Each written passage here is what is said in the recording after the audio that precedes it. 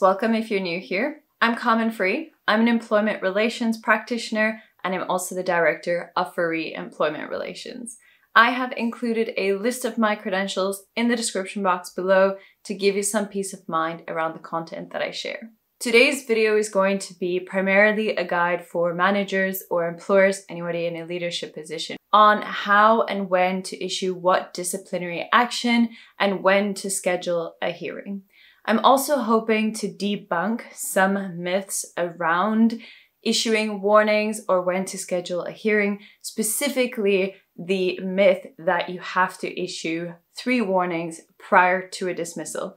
Clearly that is a myth, and I'll unpack in this video exactly why. Although this video is primarily for employers or managers or people in leadership positions, I do believe that employees or employee representatives could benefit from watching this content simply from understanding potentially how serious certain offenses are or what disciplinary action can potentially result from committing certain offenses in the workplace. My usual disclaimer is that I cover a lot of information in these videos, but I'm not able to cover every single scenario.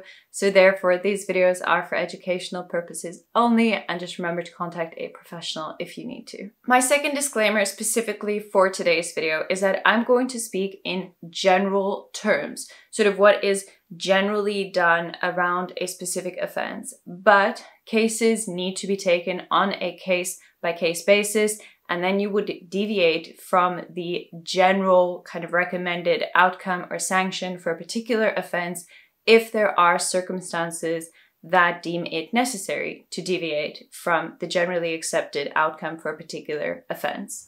So my speaking in general terms in this video does not imply that you should not take cases on a case-by-case basis. You should still consider the individual factors that could serve as mitigating or aggravating factors, meaning factors that could make the sanction more severe, as in aggravating factors, or mitigating factors, as in factors that could impact the sanction to be a little bit less serious. I will make another video entirely dedicated to certain mitigating and aggravating factors that I recommend that you take into consideration every time you take disciplinary action, but I'm not going to go into too much detail about that in this video. Specifically for the purpose of making this video and to assist managers and employers with taking disciplinary action and feeling more empowered when taking disciplinary action, I have created a guideline for employers and for managers around disciplinary offenses in the workplace. And then I've included what I generally recommend be a particular sanction for that offense. So I'd like to talk now on why I made that guide and why I'm making this video and then some random information around taking disciplinary action. So I developed that guide for managers because I think it is incredibly powerful for them to have a document to refer to on a day-to-day basis to act as some kind of guideline around commonly committed offenses or transgressions in the workplace. One benefit that managers could derive when using this guide is that you won't necessarily need to contact your labor relations or employment relations or HR practitioner every single time something happens, because by using that guide, you'd be able to gauge whether a particular transgression is more or less severe, if it is a very mild offense versus a very severe offense where it would be a good idea to contact your employment relations practitioner or labor relations practitioner. By feeling empowered on a day-to-day basis, it can save managers a lot of time, but also save the business quite a bit of money if you don't need to speak to an expert every single time there's an offense in the business. The second reason that I made that guide, and it's a very important reason in terms of fairness, and when I say fairness, I mean from a labor legislation perspective, what would be deemed fair or unfair, and that is to apply disciplinary action consistently. In the absence of having a type of guide or having a document that details how a business generally deals with a particular transgression, oftentimes one employee will commit the same or similar offense and receive a particular type of warning, whereas another employee a few days later will do exactly the same thing, but the manager might not remember what they issued to the first employee, and then that employee may get a harsher or a less severe disciplinary sanction issued to them. And thereby that would be inconsistent, obviously, unless there are exceptional circumstances why you would have issued different action to the one person versus the other person. If the factors were more or less the same, then that would be deemed unfair because the disciplinary rule and the action wouldn't be consistent. The example I gave might not appeal to you because you might be thinking, but a manager doesn't forget what they issued a few days ago. Sure, maybe it is a couple of months later, but in businesses, there generally are more people who issue disciplinary action rather than just one person. So there might be several managers or several supervisors or several team leaders who have been given the power to issue disciplinary action. And if there isn't some kind of guide, oftentimes there isn't consistency across managers. And what might happen in those cases is that one manager consistently gives warnings for late coming when an employee is later than, let's hypothetically say, 15 minutes. Whereas another manager will think 15 minutes is too much and they only give warnings when employees are late more than 30 minutes. But because those two managers are applying a rule differently, again, it will result in inconsistency. So I'm going to speak about my guide quite a lot, but I'm not necessarily pushing my guide to be the one that every business should use. But having a guide, I believe, is beneficial in terms of consistently applying disciplinary rules. And this guide is not to be issued to all employees. It is for managers and supervisors or anybody who needs to take disciplinary action or corrective measures to be aware of, and therefore to act consistently across different employees, different days, and for different managers to act consistently. A final example on consistency, because I think I've repeated that quite a lot, but one that I see is often a manager might have somebody be absent on a particular day, and that day the business was not very busy. So that person received a written warning. But then a couple of days later, an employee is absent also only for one day, but on that day, the business is really busy and it caused a lot of pressure that that employee wasn't at work. So those are outcomes that the employee doesn't have control over. They don't necessarily know that the business would have been more busy on the one day relative to the other. And because it's a high pressured environment on that particular day, the manager might be a bit more angry, a bit more frustrated, a bit more stressed out from having to do another person's job and thereby issue the employee with a more severe sanction. However, that would technically be, unless the employee obviously knew that that was a high-risk day to be absent and the company has certain policies around being absent on particular days and deeming them more severe. Generally speaking, that would be inconsistent to take different disciplinary action for two employees who were absent for the same amount of time and there were consequences that were not in their control. Having a guide just kind of removes the more emotional attachment of it because you might feel more angry on one day about something than you did on another day. But feeling that anger does not necessarily mean that it's appropriate to give different disciplinary action. Another reason that I think having a guide in a business is beneficial for managers is because when a warning is issued, there's a description box. You need to describe what the warning is being issued for. And when there isn't a guide, oftentimes I will look at warnings issued to an employee and they'll be issued for more or less the same things, but they all use quite different descriptions for more or less the same offense. Now, it's not necessarily unfair if you use different wording to describe an offense as long as you are describing it correctly, but I do think some standardization is helpful. Then there's also scenarios where managers are not sure how to describe an offense or how to categorize that offense. My guide that I've linked down below has tables that are groupings of offenses, so similar types of offenses are slotted together, and it does give suggested wording for particular transgressions, which might be helpful for managers so that they don't have to try and think what the word is for a particular thing that employees did. Because a lot of the calls that I get when managers want to issue warnings are around, what do I call this? How do I phrase this? What do I write the warning out for? And having a guide empowers managers to say, hey, yes, this fits what the employee did, and to know how to describe that. In a different video, I do go into details about tips around describing or putting the description on a warning and writing what that warning was for.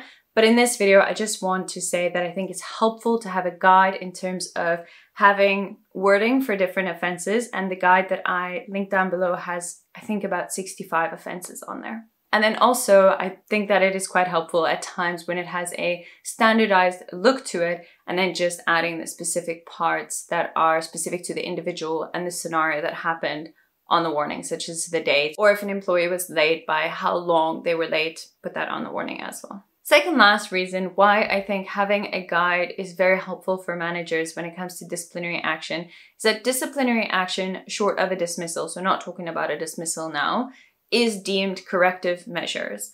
The goal of issuing warnings is to correct behavior, to attempt to get that behavior not to be repeated, because you have specific rules in an organization because you don't want them to be broken, and if they are broken, you want to correct that behavior. I have found that there are certain things that contribute to corrective measures being more effective than other times, and one of these things is when employees know that it is not personal.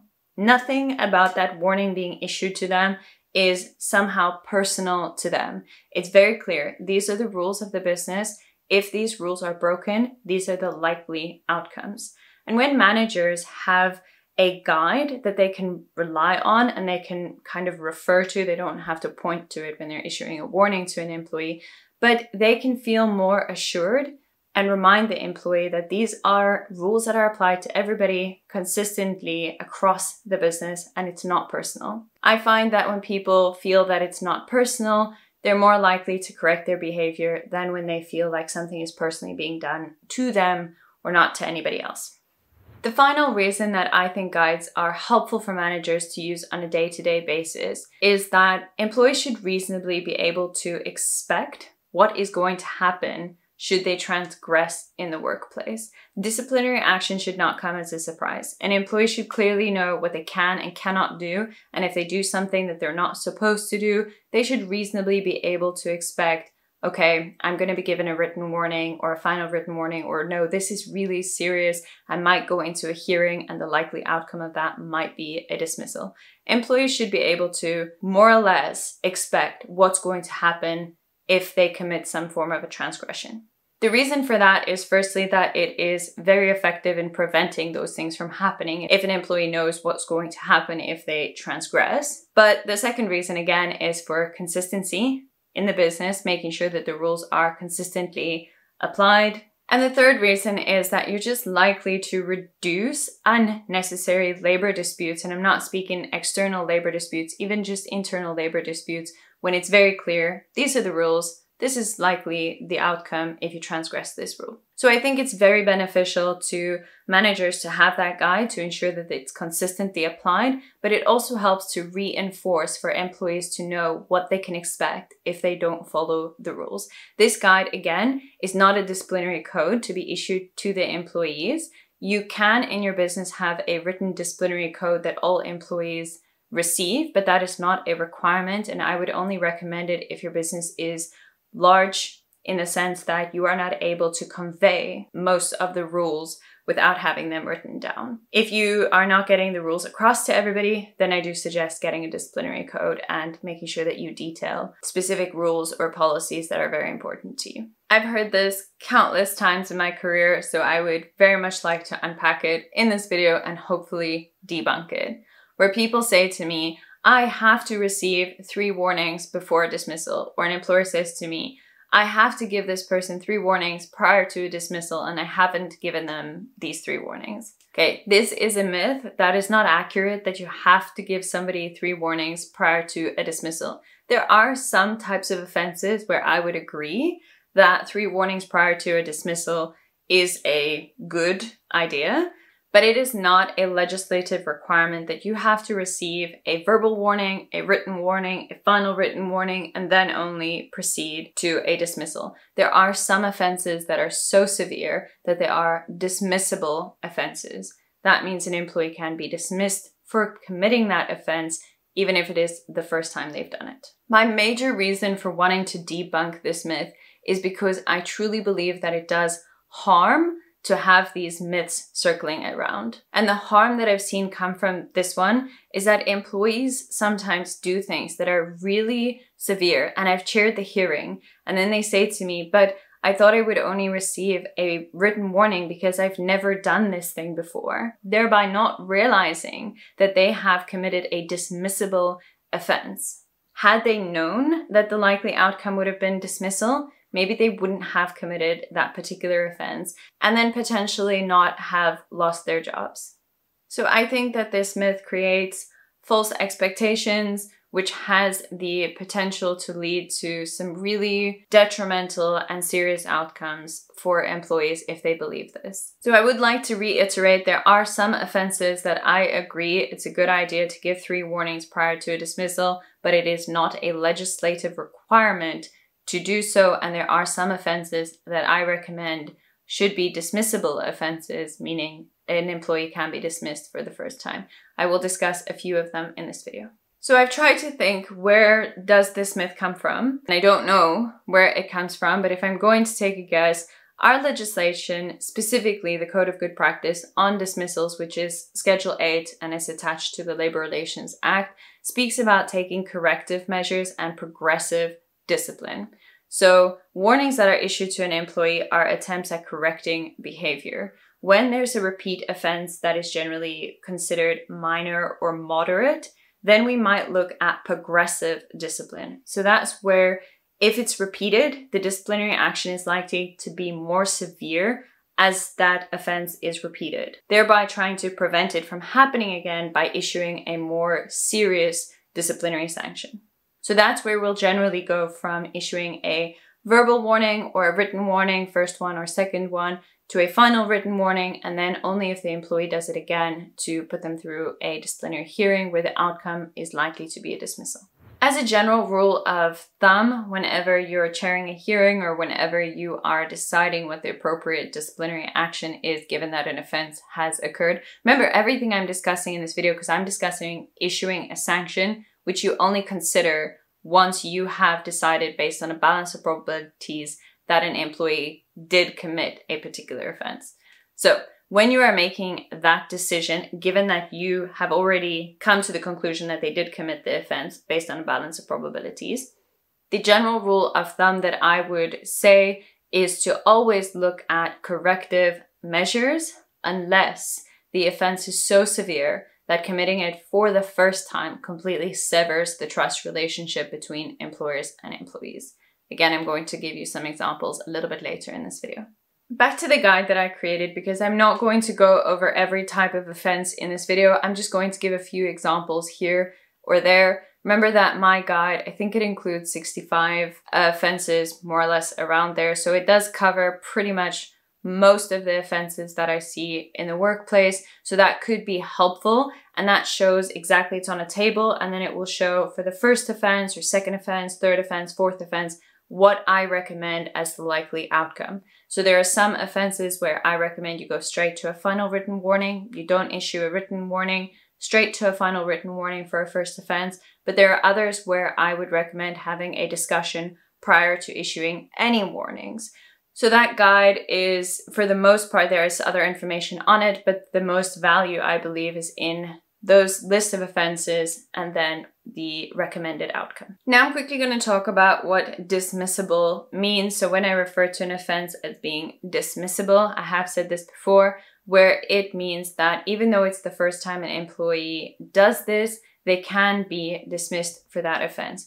It doesn't mean that they're automatically dismissed. You still hear them out, you hear their story, you still take into consideration mitigating and aggravating circumstances. It just means that unless there are exceptional reasons to deviate from the likely outcome will be one of a dismissal. Examples of this would include things like theft or any kind of dishonest conduct, really. So that would be fraud or breaking a rule that is specifically put in place to prevent theft. Other offenses will include willful damage to the employer's property, like for example, taking a laptop and willfully throwing it out the window, or things like assault, breach of some health and safety rules, some types of sexual harassment. So yeah, those are offenses that are generally deemed to be dismissible. That's not an exhaustive list. There are other ones, and those are offenses where even if it's the first time, you're likely to schedule a hearing. The likely outcome may be a dismissal. So when to schedule a hearing? It is not necessary or even appropriate, in my opinion, to have a hearing for every transgression that is committed in the workplace. For mild or moderate offenses, if it is the first or the second time, I wouldn't recommend having a disciplinary hearing for that. Of course, you should always provide an employee with an opportunity to state their case, but that does not mean that it needs to be a formal disciplinary inquiry. I don't think that it is effective or a good use of a company's resources to have formal disciplinary inquiries for every single transgression. I also believe with some minor or moderate offenses, having a one-on-one conversation with an employee might be better at correcting that behavior and preventing it from happening again than going through an extremely formal process of a disciplinary inquiry. So when to schedule a disciplinary inquiry? As a general rule, I would say if the likely outcome of an offense is going to be a final written warning or dismissal, those are the two times I would recommend thinking this might be better dealt with through the formal process. That being said, I don't always think it's necessary to have a disciplinary inquiry when you're issuing a final written warning. That would be circumstance dependent. For example, if there's no dispute whatsoever as to whether or not the employee committed this offense, meaning they acknowledge they did do it, and the expectations are quite clear on what they could have expected to happen if they commit that offense, meaning they fully understood that when I did this, this was going to be the likely outcome, then if there's no complexities around that, I believe that that final written warning can be issued so long as the employee was given an informal opportunity to state their side of it, and that the manager made it very clear to them what the potential consequences are if they commit the same or similar offense while that final written warning is still valid. The only times that I would recommend having a disciplinary inquiry for offenses that are mild or moderate is if you have issued warnings in the past and it's gotten to the point that now it's going to progress to a final written warning or dismissal, or if the factors around it are really messy and complicated and you would like a professional to unpack the various witness statements and information and try to make sense of something that happened, then sometimes it's helpful to go through that formal process even though the alleged offense in this case is potentially not that serious. Another time is if the particular circumstances around a transgression are very uncomfortable or awkward to deal with. It might be better to get a professional, someone like me, because I don't want to speak on behalf of other professionals, but I can say personally, I have seen and heard a lot of things, so there's very little that surprises me. I'm quite comfortable with the uncomfortable. So if you think that it's going to be uncomfortable or awkward for a manager to deal with a particular thing, maybe in that case, you also want to have a disciplinary inquiry. Another time where you might want to consider doing the more formal process is if there are factors outside of the incident that happened that you are unclear how they best should be dealt with as a manager. So for example, if it's an offense related to alcohol or to intoxicating substances in the workplace, and you suspect that the employee might have an alcohol addiction or an addiction to an intoxicating substance, and you'd like it dealt with in a more formal way to ensure that if that is the case, that you can deal with it fairly. Another example is if it is unclear to you whether it's actually a disciplinary offense or a performance issue, because those things need to be dealt with differently, and warnings and disciplinary action should not be issued when it is a performance or a capacity issue. So if you're not sure whether it is one or the other, having a professional or an employment relations practitioner chair that, they will be able to determine whether it is a performance issue or whether it is a disciplinary issue. The final time or the final example that I can think of that I've been asked to chair hearings where something was a moderate or a minor offense is when there were stakeholders involved that wanted a specific report detailing that the alleged offense that was committed was dealt with in a very formal and serious way because it was important to them. Just to add, chair people do not need to write a report after every disciplinary inquiry was chaired. I definitely do not, but if it is requested or if I think it's necessary, then I will produce a report. So as you can see, I've listed some examples when I think it is a good idea to have a disciplinary inquiry. Outside of those examples, it can oftentimes be a waste of resources in terms of money and time to have a disciplinary inquiry for a minor or a moderate offense. In my guide, the recommended outcomes that I generally give is a discussion, meaning I don't think there should be any formal disciplinary action taken. I think there should be a discussion around what happened as a first offense, and then thereafter, if that didn't suffice in correcting behavior, to move to potentially a written warning or more serious action. And then I would recommend potentially a written warning, sometimes a first written warning, second written warning, third written warning, final written warning, or a dismissal. Those are the different disciplinary sanctions I have put on the guide. There are other types of sanctions, and I will discuss them in another video, but they should only, in my opinion, be used in rare circumstances and definitely not as a general rule. What you might pick up in my guide is that I don't recommend verbal warnings be issued. So verbal warnings are not just warnings that are given verbally. Verbal warnings are still written down on a piece of paper. So they're quite similar to a written warning, except that their validity period is generally shorter. I don't recommend verbal warnings be issued. This is a personal preference, but just hear me out when I explain why I don't necessarily think they're very effective in correcting behavior, and I take absolutely no offense if anybody decides to act contrary to my recommendations. So much so that I have included a template for a written warning in my disciplinary bundle. It's just important to me to provide information, and then you can make an informed decision about what you believe is best for your business or in the particular circumstances that you have. So instead of issuing a verbal warning, what you will see recommended in my guide is either to have a discussion with the employee as a starting point and then to potentially record that you've had a discussion, but you don't record that the person was issued with a warning.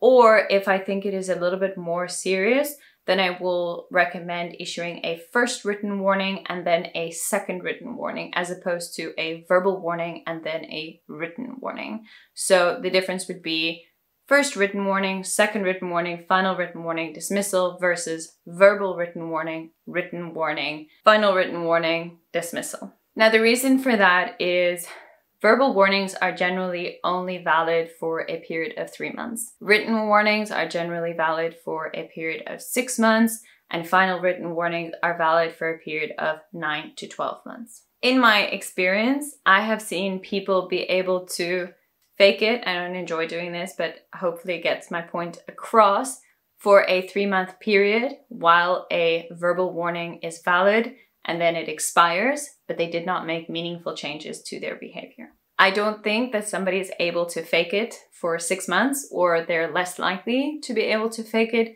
for 6 months. And I do believe that someone truly does show whether they corrected their behavior if they don't commit the same offense in a 6-month period. So I'm going to give 2 scenarios where other people might recommend giving verbal warnings, where I recommend dealing with it a little bit differently. So the first one is when it comes to late coming. Late coming can either be a very mild offense or a very serious offense, depending on the circumstances. Now let's take an employee who is just a little bit late on a regular basis. If an employee is just a little bit late on a regular basis, a manager would still want to address this because that time makes a difference, especially if we're speaking about employees who are paid per hour. So they're specifically paid for the time that they work. An example of this could be a waiter or a cashier who need to serve the public for a specific period of time. So if they're late, it does impact the business's running, even if it's just a little bit.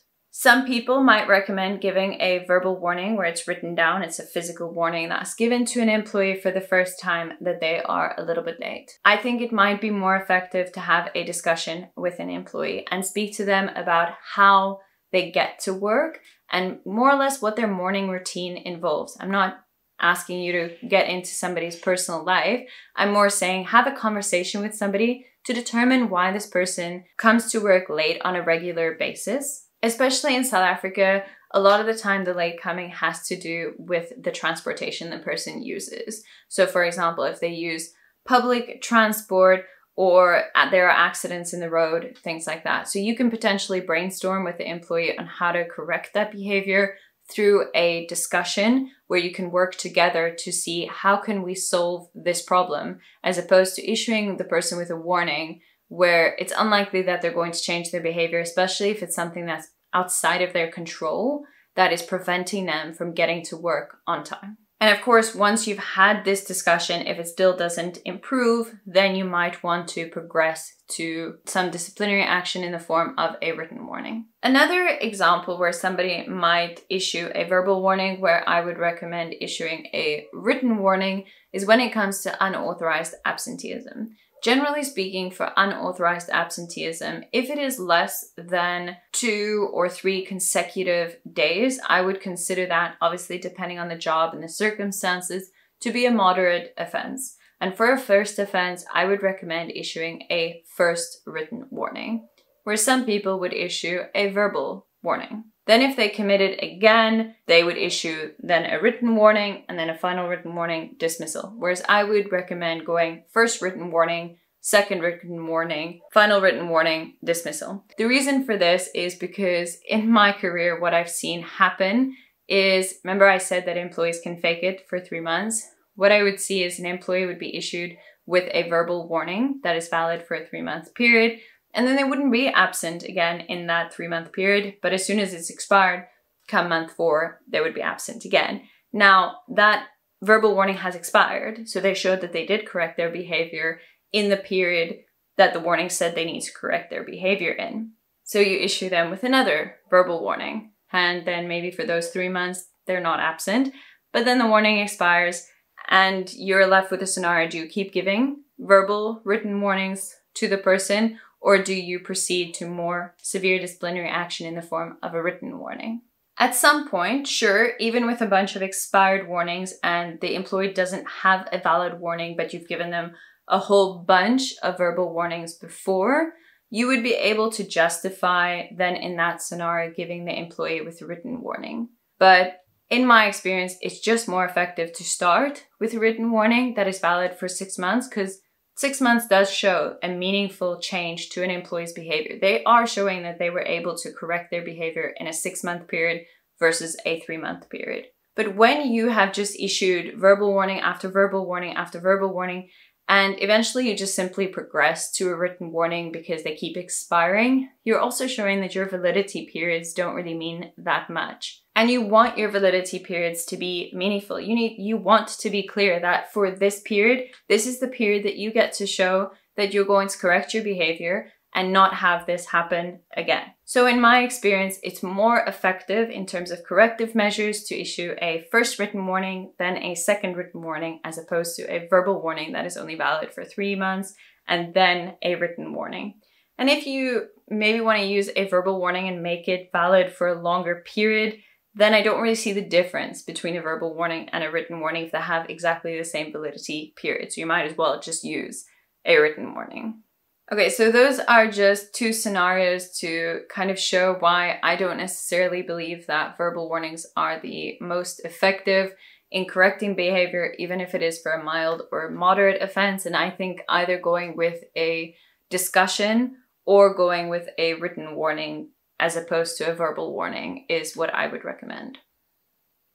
I hope also through those 2 scenarios and trying to keep track of, what goes after what, it's also showing my point that it is quite hard to keep track of what you've issued previously for specific offenses and what you're going to do in terms of consistency for offenses, which is why a guide is quite helpful.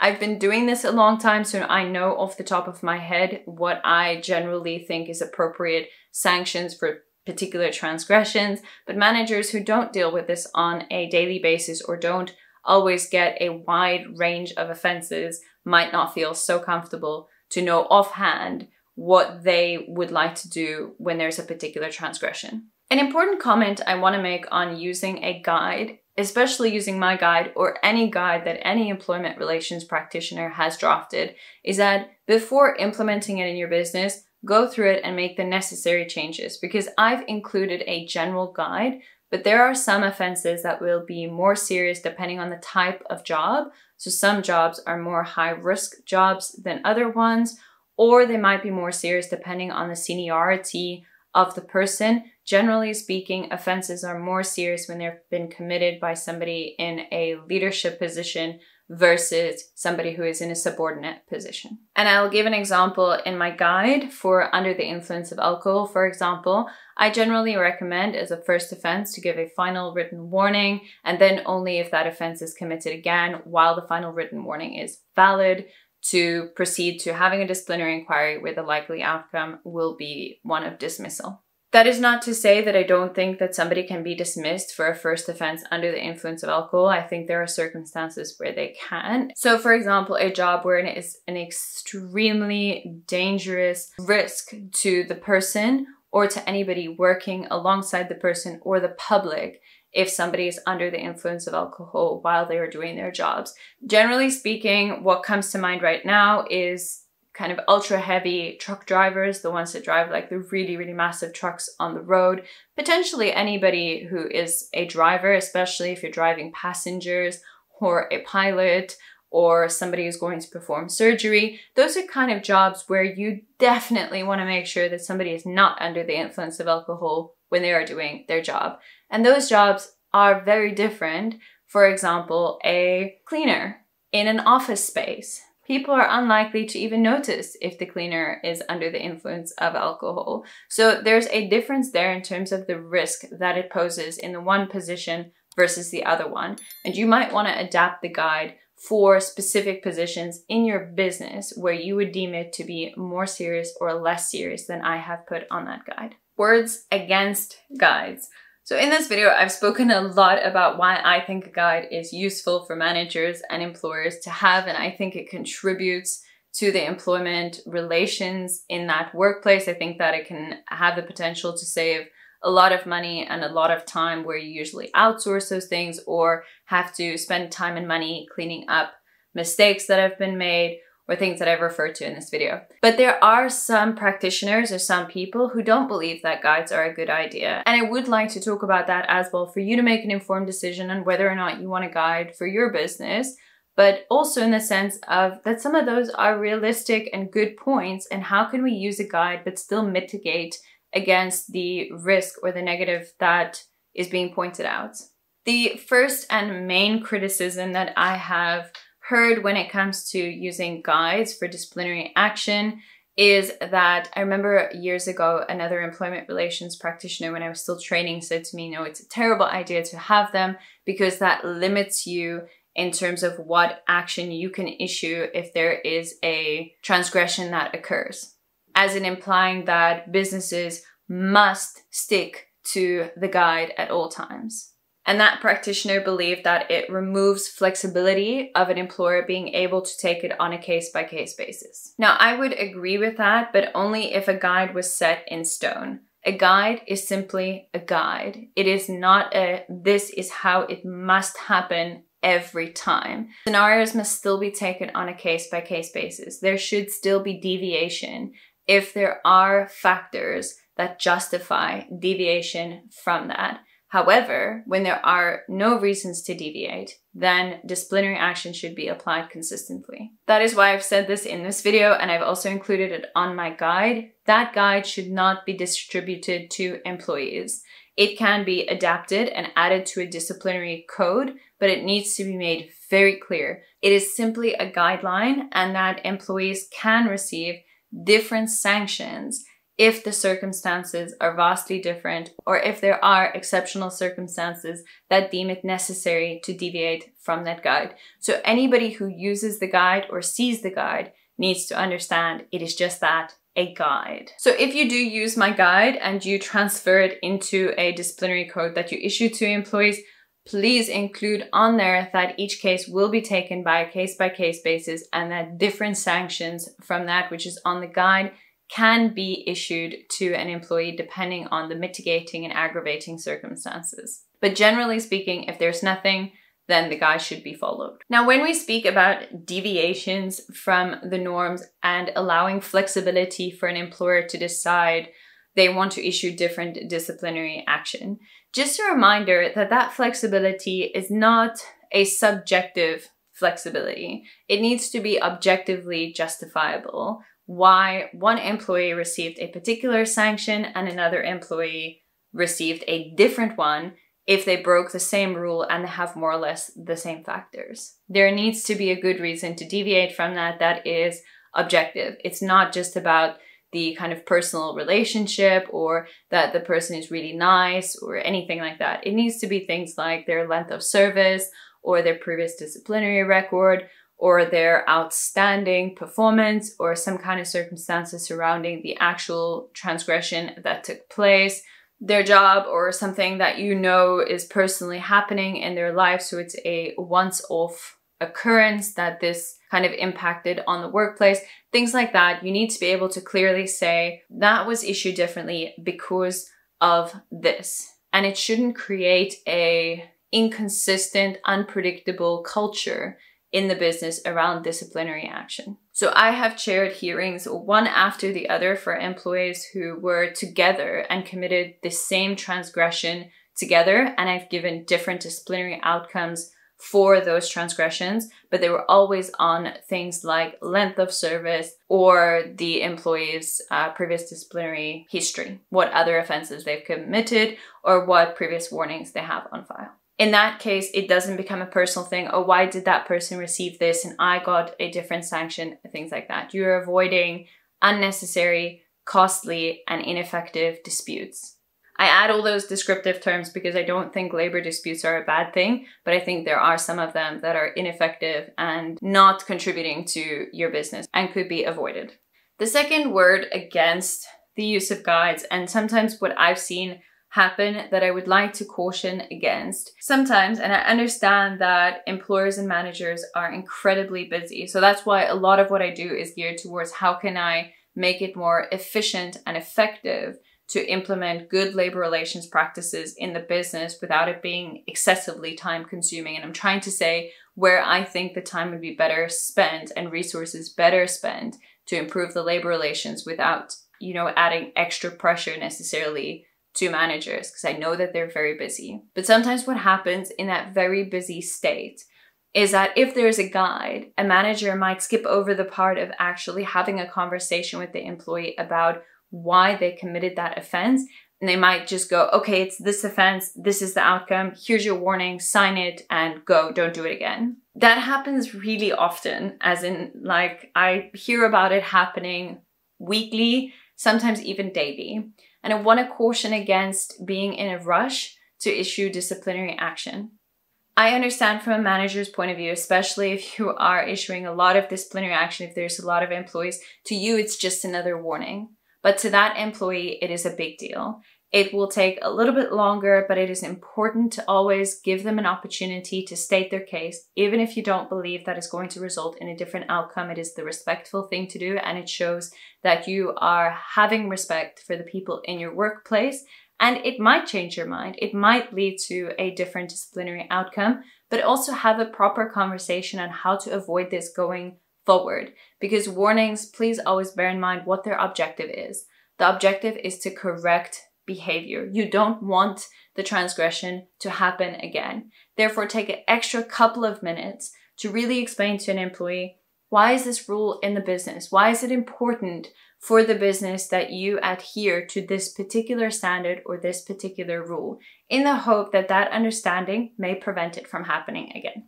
So for example, an offense that I regularly see is that employees do not clock, be it with their fingerprint or sign, they forget to do it. And then come the end, when you're doing your payroll, you have to go manually type in the hours an employee worked. That's really frustrating. It's really time consuming. When an employee receives a warning for not clocking properly or not recording their time properly, I think it is quite valuable to explain to them, why is this rule in place? Why is it so important that they remember to clock at the right times? And hopefully by giving them that perspective and how much time and energy it wastes when you have to manually type it in, as well as not really knowing if those were the hours that they did or didn't work, and sometimes resulting in discrepancies with their pay, that's hopefully likely to result in an employee being more likely to correct their behavior than simply being like, here's your warning because you didn't clock in yesterday.